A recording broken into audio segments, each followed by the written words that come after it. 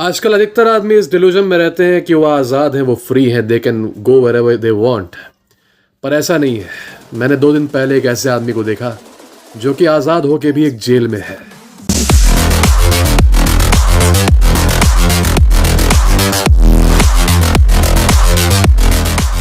तो दिवाली के दिन सुबह मैं अपने बालकनी में बैठा हुआ था। काफ़ी अच्छी धूप थी, काफ़ी अच्छा मौसम था और आप सब लोग भी उस टाइम पे अपने सेलिब्रेशंस की तैयारी कर रहे होंगे। काफ़ी अच्छा, लोगों का फेवरेट फेस्टिवल होता है ये। काफ़ी लोग खुश रहते हैं उस दिन। मैं बालकनी में यहाँ बैठा हूँ और मेरे ठीक सामने दिखता है एक लड़का जो कि फ़ोन लगाया हुआ था अपने कान में और बैक एंड फोर्थ मेरे सामने की सड़क पे घूमे जा रहा था और फ़ोन पे रो रहा था अपनी गर्लफ्रेंड से। पहले मुझे लगा कि यार ये क्यों रो रहा है। तब इसकी बातों को सुन के पता चला वो कह रहा था कि तुम मुझसे बात क्यों नहीं कर रही हो, मैं इतने दिन से तुम्हारी मुझे याद आ रही है, मैं क्या करूं। इस टाइप की बातें कर रहा था रोते रोते। He was crying like a child, जैसे एक छोटा बच्चा होता है ना, एक 2-3 साल का बच्चा रोता है जिस तरीके से, वैसे ही रो रहा था। Completely emotional, completely he lost himself. क्योंकि ऑन एवरेज अगर तुम हो तो तुम कोशिश करते हो कि तुम पब्लिक में ऐसे अपने आप को एम्बैरस ना करो कि खोल के एकदम रोने लगो फूट फूट के, अपनी फीलिंग्स को उतना ना दिखाओ। लेकिन ऐसा तभी होता है जब तुम इतना ज़्यादा ओवरवेल्म हो जाओ किसी चीज़ से कि अब तुमको कोई चिंता ही ना रहे कि मुझे कौन देख रहा है कौन नहीं देख रहा है, मेरी बेइज्जती हो रही है कि नहीं। When the pain becomes that much. तो इसकी वो कंडीशन हो चुकी थी। ये इतना परेशान हो चुका था कि बस आगे पीछे ऐसे ही घूम रहा था परेशान होके और रोए जा रहा था। और ऐसा लग रहा था कि जो लड़की थी जिससे वो बात कर रहा था वो इसकी बात सुनने को तैयार नहीं थी। वो बिल्कुल भी इसकी बात नहीं मान रही थी ऑब्वियसली, क्योंकि वो रो रहा था। And no woman is turned on by begging. कुछ अजीबोगरीब बातें सुनने को मिली उस पूरे टाइम में मुझे। ऑब्वियसली वो ये सारी बातें कर रहा था कि वो लड़की इसे मौका दे दे, प्लीज़ एक मौका दे दो, एक मौका दे दो, एक बार मौका दे दो, ऐसी बेगिंग कर रहा था। और ऑब्वियसली उस साइड से मौका मिलना नहीं था, because a man who begs never gets his desires fulfilled. पर एक दूसरी बात वो ये कर रहा था कि यार तुमने तो कहा था शुरू में कि तुम रहोगी मेरे साथ और तुम कभी छोड़ के नहीं जाओगी, अब क्या हुआ, तुमने प्रॉमिस किया था। ऐसा कभी कभी लगता है कि यही सेम चीज़ जो इसके साथ हो रही थी, सारे लड़कों के साथ बेसिकली सेम ही चीज़ होती है। सारे लड़कों के साथ प्रॉमिस होता है, वही प्रॉमिस 2 महीने बाद टूट जाता है। सारे लड़कों को एक तरीके से सेम ही बातें बोली जाती हैं। सारे लड़के एक ही बात पे विश्वास कर लेते हैं और सारे लड़कों के ऊपर एक ही तरीके से हार्ट ब्रेक होता है। मैंने एक शॉर्ट बनाया था कुछ समय पहले जिसमें मैंने कहा था कि काफ़ी इंटरेस्टिंग बात यह है कि हम लोग के लाइफ में जो प्रॉब्लम्स आती हैं as man, most of the problems are completely the same. ठीक है, मैं अपने सब्सक्राइबर से जब बात करता हूँ कंसल्टेशन कॉल्स पे, तो जब वो चीज़ें मुझे बताते हैं उनकी रिलेशनशिप में कोई प्रॉब्लम आ रही हो या लाइफ में प्रॉब्लम आ रही हो, तो ऐसा कुछ नया सुनने को नहीं मिलता है। This is very common. यहाँ तक कि लड़की के द्वारा बोले गए जो शब्द हैं, जो सेंटेंसेस हैं, वो भी सेम टू सेम रहते हैं। भले ही मतलब they don't know each other. वो एक लड़की इस शहर में है, दूसरी लड़की भारत के दूसरे कोने में है, बट दे से the same thing, I don't deserve you, मुझे नहीं लगता कि मैं तुम्हें डिजर्व करती हूँ, इसलिए ब्रेकअप कर लेते हैं। या फिर ओह तुम बहुत ज़्यादा अच्छे हो, तुम इतने ज़्यादा अच्छे हो कि मुझे नहीं लगता कि मैं तुम्हारे साथ रह पाऊंगी, लेट्स ब्रेकअप। या फिर चलो ब्रेकअप कर लेते हैं लेकिन लेट्स बी फ्रेंड्स, क्या तुम्हें फ्रेंड रहने में कोई दिक्कत है, चलो फ्रेंड रह लेते हैं। It is almost as if there is a high mind which is working. ठीक है, तो ये सारी चीज़ें सेम चीज़ें होती हैं हर लड़के के साथ।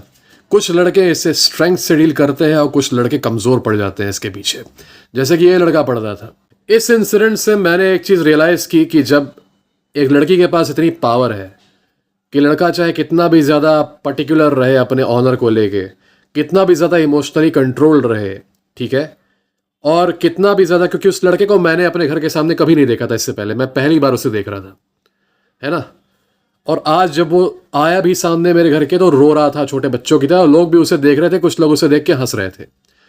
तो मैंने ये देखा कि अगर एक लड़का अपने आप को इतना वल्नरेबल कर देना किसी लड़की के सामने, इतना कमज़ोर हो जाए, तो फिर वो बेचारा कुछ नहीं देखता, वो एम्बैरस हो रहा है, वो दुनिया उस पर हंस रही है, वो दुनिया भर के सामने जाके रोएगा, वो दुनिया भर के सामने जाके अपने आप को एम्बैरस करेगा, और उसकी इस एम्बैरसमेंट का जो रिजल्ट है ना, जो नतीजा है, वो उसको आगे भी मिलता रहेगा, क्योंकि वो रोया तो आज है, लोग उसका मजाक आगे भी उड़ाएंगे, देखो हाँ हाँ इधर उधर भागते हुए रो रहा था, हाँ हाँ कितना बड़ा बेवकूफ़ है, ये वो है। उसके खुद के परिवार वाले, उसके खुद के दोस्त वाले उसे मॉक करेंगे कि तुम तो यार ये हो, तुम वो हो, तुम चोमू हो, तुम रो रहे थे, वट एवर वट एवर। और मैं ये नहीं कहता कि इसमें कुछ गलत है। आपको अपने एक्शंस का जो कॉन्सिक्वेंसेस है वो तो झेलना चाहिए।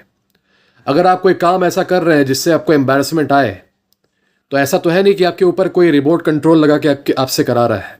तो अगर आप अपने आप को एम्बैरस कर रहे हैं in public, so be prepared for the consequences. This is what being a man is, being prepared for the consequences that come for your actions.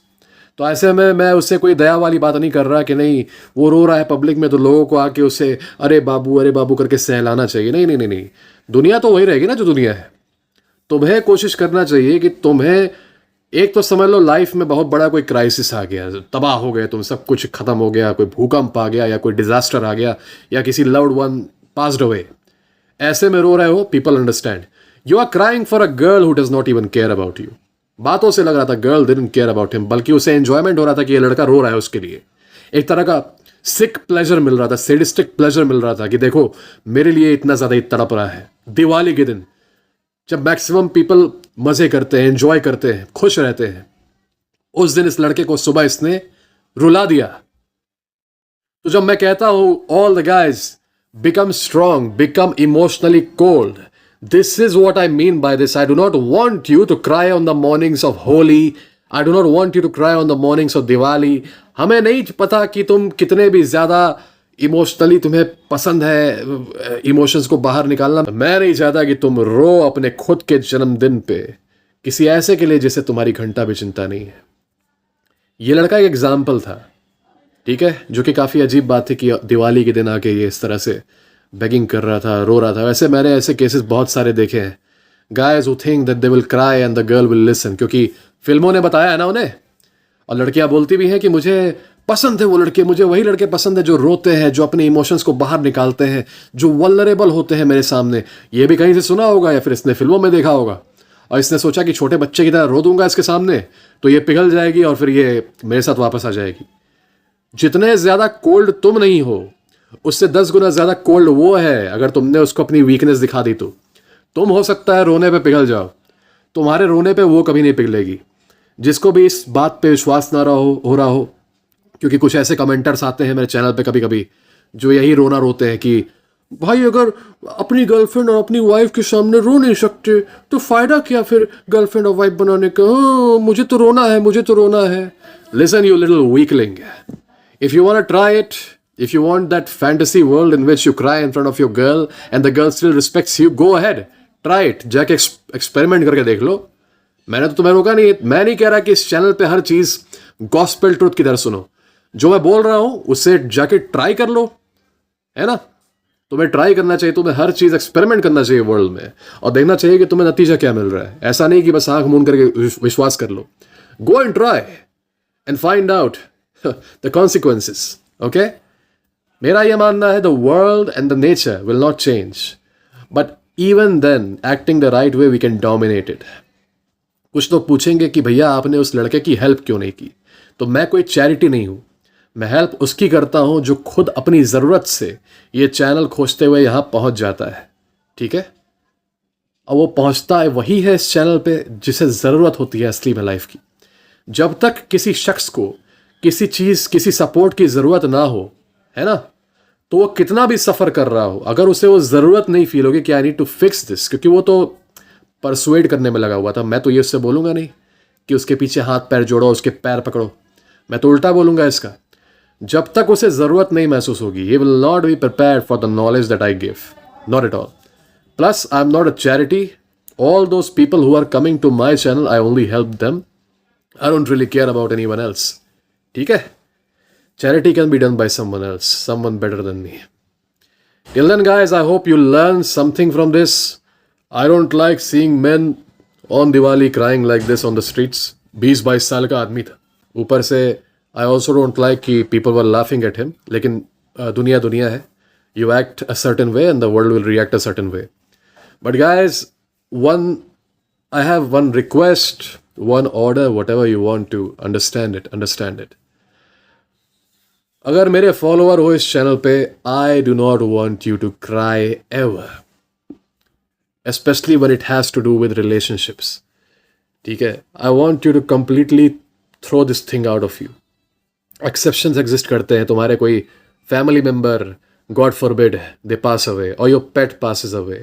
Okay, those are exceptions, but especially when it has to do with a girl, please never ever cry. I want you to be completely in control of your emotions. And if you do not listen, you open yourself up to embarrassment, not only in front of yourself, but in front of the world.